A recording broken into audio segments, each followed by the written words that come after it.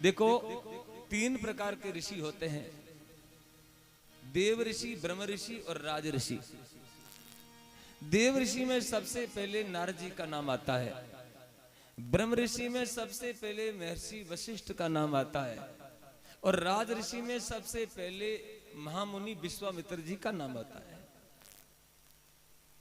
ब्राह्मण होकर के भयंकर तपस्या करता है तो आगे चल करके वो ब्रह्म ऋषि बन जाता है, और क्षत्रिय होकर के पहले राज करने के बाद में जंगल में जाकर के भयंकर तपस्या करता है, तप के बल से वो राज ऋषि बन जाता है।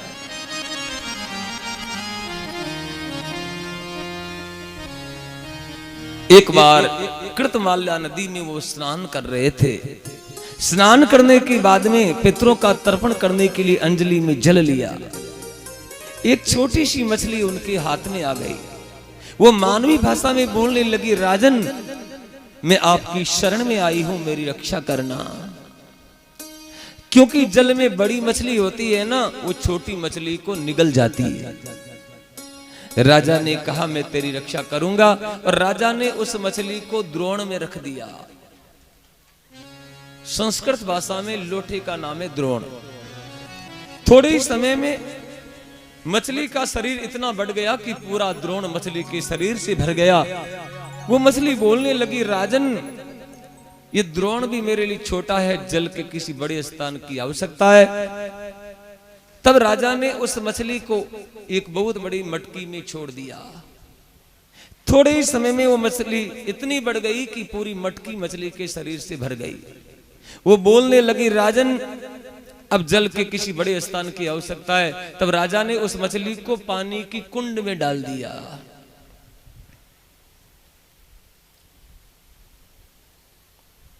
थोड़े ही समय में मछली इतनी बढ़ गई कि पूरा कुंड मछली के शरीर से भर गया। वो मछली बोलने लगी, राजन, ये कुंड भी मेरे लिए छोटा है, जल के किसी बड़े स्थान की आवश्यकता है। तब राजा ने उस मछली को जलाशय में छोड़ दिया। मारवाड़ी भाषा में बोलूं तो नाडी में उस मछली को डाल दिया। थोड़े ही समय में मछली का इतना शरीर बढ़ गया कि जलाशय पूरा का पूरा मछली के शरीर से भर गया। तब राजा ने उस मछली को समुद्र में छोड़ दिया। राजा के देखते देखते मछली का शरीर इतना बढ़ गया कि पूरा का पूरा समुद्र मछली के शरीर से भर गया। वो मछली बोलने लगी, राजन, अब जल के किसी बड़े स्थान की आवश्यकता है। ये समुद्र भी मेरे लिए छोटा है। धरती पर 71% जल है और 29% स्थल है। समुद्र को छोड़ करके वैज्ञानिक लोगों को किसी भी ग्रह पर जल नहीं मिला। अभी अभी विज्ञान को मंगल ग्रह पर थोड़ा जल मिला है, पानी मिला है, पर वो अल्प मात्रा में है। विश्व का सबसे बड़ा पानी के कोष का नाम है सागर या फिर सिंधु या फिर समुद्र। राजा समझ गया कि ये मछली नहीं है, ये तो भगवान का अवतार हो गया। तब अंजलि बांध करके प्रणाम किया। मत्स्य नारायण भगवान की जय, मत्स्य नारायण भगवान की जय। राजा भगवान की स्तुति करने लगे।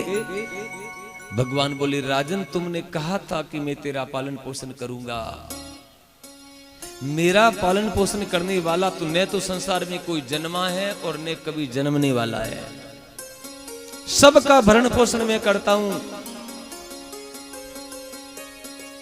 एक साल बढ़िया जमानो हुए ना तो 3 साल तक धान और कचरे की कोई कमी नहीं आवे, और 1 साल जे काल पड़ जावे ना तो दान तो सस्तो और कचरो महंगो।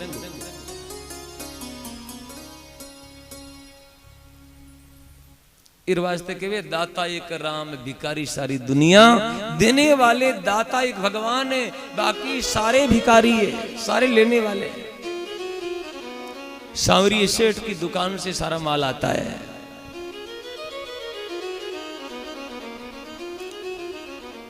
भगवान ने कहा, राजन, तुम चिंता मत करो, आज के 7वें दिन धरती का प्रलय होने वाला है। दान की छोटी छोटी गांठों को लेकर के पर्वत की चोटी पर बैठ जाओ। समुद्र आज के 7वें दिन पूरी भूमि को पानी में डुबा देगा, तो पर्वत की चोटी तक पानी आएगा, डरने की आवश्यकता नहीं है। पानी में तरती हुई एक नौका आएगी, उस नौका में बैठ जाना। जब सूर्य तक पानी चढ़ेगा तो नौका भी डगमगाएगी।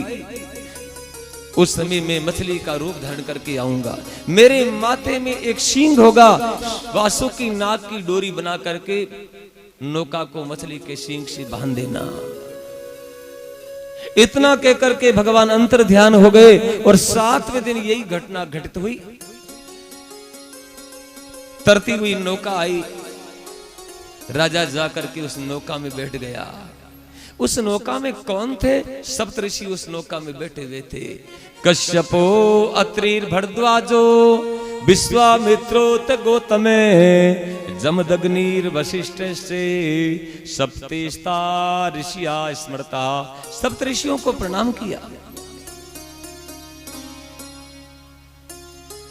एक रूप से मछली बनकर के भगवान नौका को ढो रहे थे, दूसरा चतुर्भुज रूप धारण करके नौका में आकर के भगवान ने राजा सत्यव्रत को धर्म का उपदेश दिया, जिनसे मत्स्य पुराण बन गया। 18 पुराण में मत्स्य पुराण का नाम भी आता है। जो अपने जीवन में मत्स्य पुराण का श्रवण करता है वो 84 के चक्कर से छूट जाता है। भगवान के मुख से निकला हुआ वो मत्स्य पुराण है। 4 अरब और 32 करोड़ वर्ष तक भगवान उस नौका को ढोते रहे। फिर प्रलय का पानी यथास्थान चला गया। प्राचीन काल में जो सत्यव्रत नाम का राजा था वही इस समय विवस्त्र नाम का मनु बन गया। फिर सुखदेव जी महाराज ने मनु पुत्रों के वंश का वर्णन किया। देखो, वेद की रक्षा के लिए भगवान ने मत्स्य अवतार धारण किया, वेदों की रक्षा के लिए भगवान ने व्यास अवतार धारण किया, क्योंकि वेद के ऊपर हमारा ये शास्त्र टिका हुआ है, संसार टिका हुआ है। संसार में ज्ञान 3 प्रकार का होता है, वेद का ज्ञान, शास्त्र का ज्ञान और संतों का ज्ञान। वेद की वाणी, शास्त्र की वाणी और संतों की वाणी। वेद का ज्ञान सूर्य के समान प्रकाश करता है, शास्त्र का ज्ञान चंद्रमा के समान प्रकाश करता है, संत की वाणी दीपक के समान प्रकाश करती है।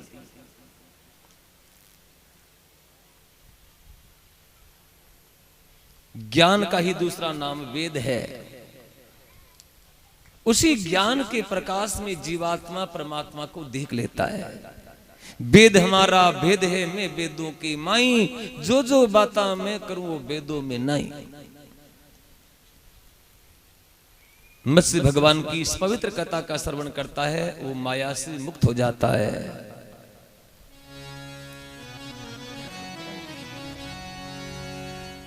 सीताराम सीताराम सीताराम बोल, राधे श्याम राधे श्याम राधे श्याम बोल।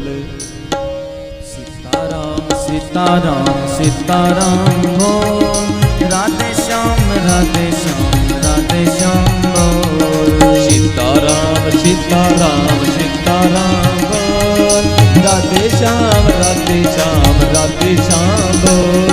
सीताराम सीताराम सीताराम बोल, राधे श्याम राधे श्याम राधे श्याम बोल।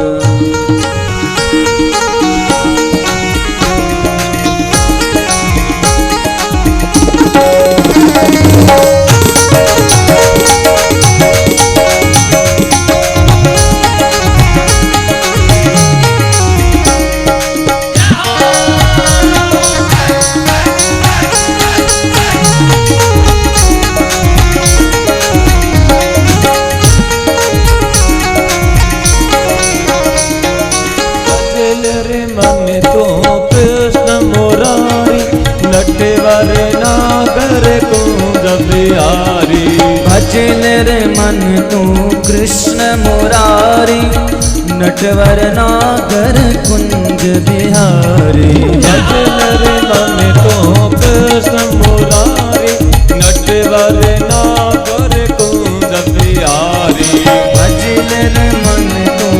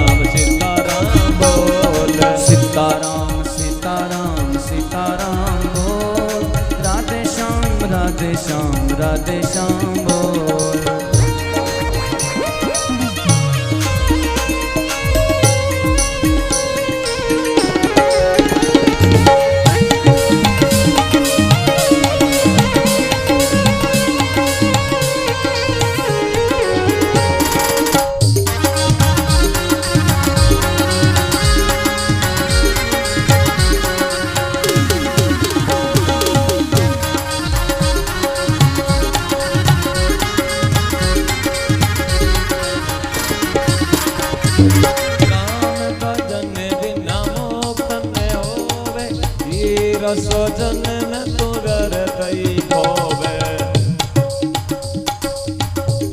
न होवे हीरो सुजन में क्यों वरता खोवे राम भजन बिना मुक्त नहीं होवे हीरा सजन में तो हृदय खोवे राम भजन बिनु मुक्त न होवे हीरो सुजन में क्यों वरता खोवे ताप की गंडड़ी सिर से हरि बोल सीताराम सीताराम सीताराम ताली से सेवा करते हुए पाप की गंडरी सिर से खोल सीताराम सीताराम सीताराम बोल राधे श्याम राधे श्याम राधे श्याम बोल सीताराम सीताराम सीताराम बोल सीताराम सीताराम सीताराम बोल राधे श्याम राधे श्याम राधे श्याम बोल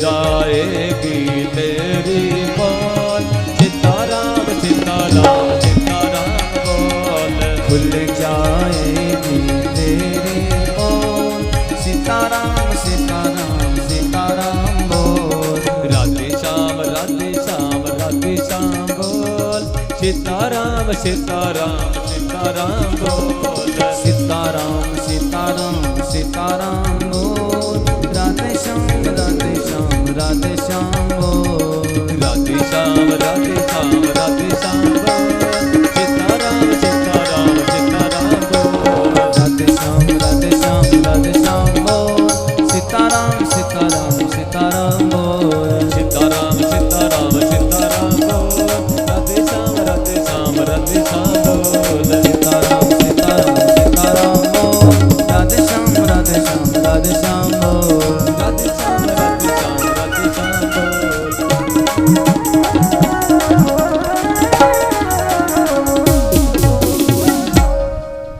गोपाल कृष्ण भगवान की जय। प्राणी है तू भोला भाला माया का ये खेल निराला खुल जाएगी तेरी पोल सीताराम सीताराम सीताराम बोल राधे श्याम राधे श्याम राधे श्याम बोल। माया क्या है? शास्त्र ने उत्तर दिया माया सत्य भी नहीं है असत भी नहीं है और माया सत्य असत से परे भी नहीं, अवर्चन्य है। माया का काम क्या है? जो नहीं है उनको दिखाती है, जो है उनको छुपाती है। संसार नहीं है फिर भी दिखता है और भगवान है फिर भी नहीं दिखता है। जो सदा रहने वाली वस्तु को माया छुपाती है, जो मिटने वाली वस्तु को माया दिखाती है। जीव में वो शक्ति नहीं है जो माया को हटा सके। भगवान की कृपा से ही जीव माया को जीत सकता है, माया से छूट सकता है। इसलिए हर इंसान को भगवान की शरण में आना चाहिए। सुखदेव जी कहते हैं राजन भगवान की कथा में आता है उन इंसान का जीवन धन्य हो जाता है, वो 84 के चक्कर से छूट जाता है। इनकी बाद में सुखदेव जी महाराज ने श्राद्ध देव की पुत्रों का विशेष रूप से ही वर्णन किया है।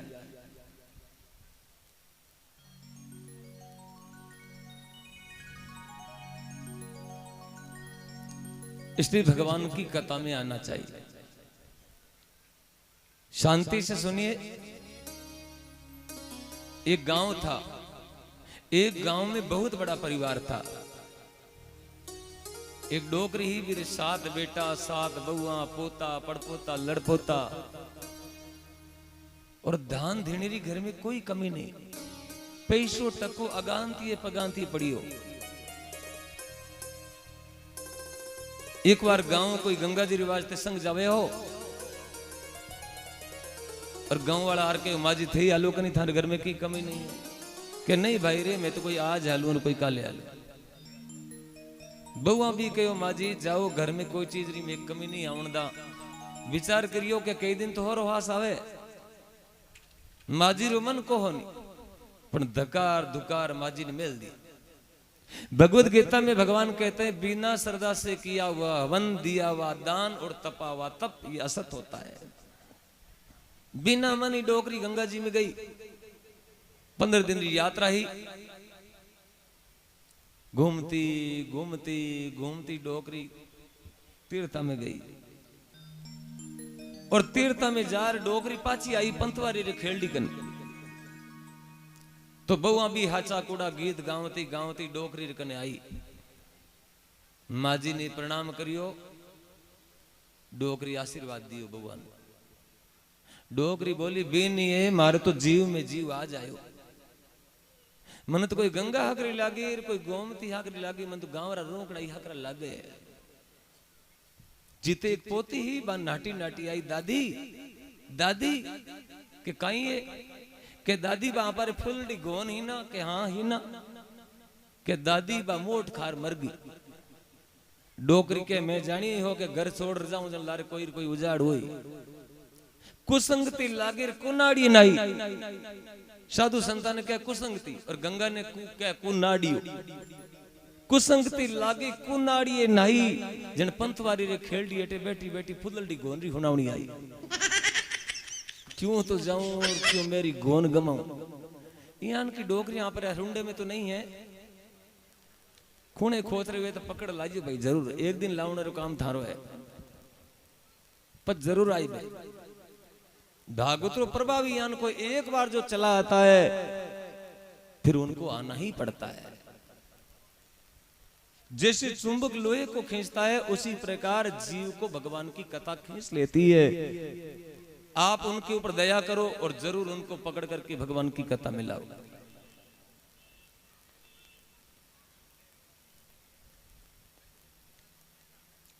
सुखदेव जी कहते हैं राजा अम्बरीश की कथा का वर्णन करूंगा। मनुवंश में आगे चल करके महाराज अम्बरीश का जन्म हुआ। ये अम्बरीश चक्रवर्ती धरती का सम्राट है। भगवान की पूजा करता है, भगवान की कथा का श्रवण करता है, साधु संतों की सेवा करता है। ये वैष्णव राजा है। ये ब्राह्मण की सेवा, गाय की सेवा करता है। इनके घर में रोज 1 करोड़ ब्राह्मण का भोजन होता है। 1 करोड़ ब्राह्मण को भोजन कराने के बाद में महाराज अम्बरीश भोजन करता है। आपके मन में शंका हो सकती है कि इतने सारे ब्राह्मण उनको कहां से मिलते थे, तो इसका उत्तर सुनिए। सतयुग में धरती पर सबसे ज्यादा ब्राह्मण ही ब्राह्मण थे। सतयुग में धरती पर सबसे ज्यादा जनसंख्या की बढ़े, ब्राह्मण की संख्या बढ़ती है। और त्रेता युग में धरती पर क्षत्रियों की संख्या बढ़ती है। सतयुग में ब्राह्मण घना हुए और त्रेता युग में राजपूत घना हुए धरती माते। और द्वापर युग में बनियों की संख्या बढ़ जाती है। सतयुग में, त्रेता युग में, द्वापर युग में ब्राह्मण, क्षत्रिय और बनियों की संख्या बढ़ जाती है। कलयुग में क्या होता है, ब्राह्मण, क्षत्रिय और बनियों की संख्या घट जाती है, जबकि शूद्र और चंडालों की संख्या बढ़ जाती है। तब तो नारा दिया जाता है कि तिलक तराजू और तलवार, इनको मारो जूता चार। तिलक का मतलब है ब्राह्मण, तराजू का मतलब है बनिया, और तलवार का मतलब है क्षत्रिय। ये नारा किसने दिया? जिसने ये नारा दिया उनको धूल खा करके माफी मांगनी पड़ी।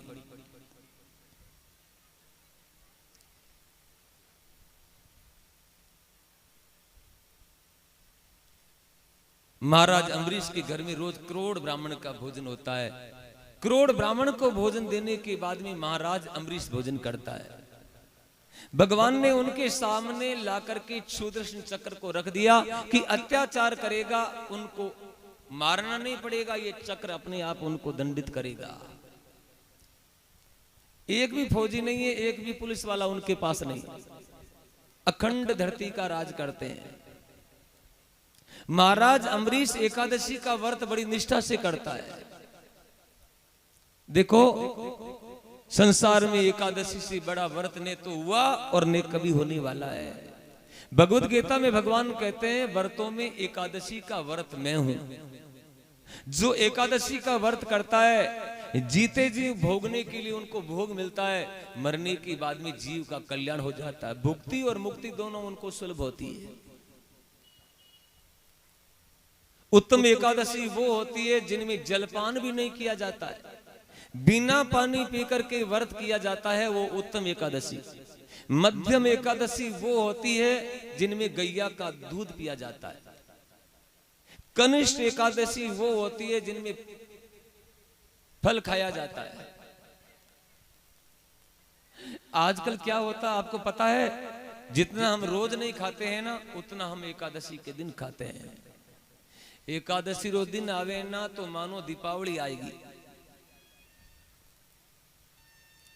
अरे राजगिरी की रोटी, सिंगाड़ा का लाडू, आलू का शीरा, चिप्स, बगर, मूंगफली का गोटा, दिन भर चरता ही जावे ऊपरों के वे भाई जी हो पेट में कुकरिया लूटे। अब वो धान रो कीड़ो क्यों धापे, धान भी नहीं। पेट में भूख नहीं लगेगी तो एकादशी का पुण्य आपको कैसे मिलेगा। आज का आदमी भूखा रहने के लिए तैयार नहीं होता है। दिन भर फलियार करने से तो अन्न खाना अच्छा है।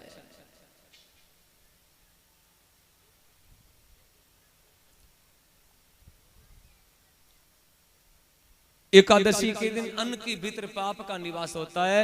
एकादशी के दिन अन्न का चावल का एक दाना भी खाता है उनको ब्रह्म हत्या के समान पाप लगता है। एक माजी ने पूछा महाराज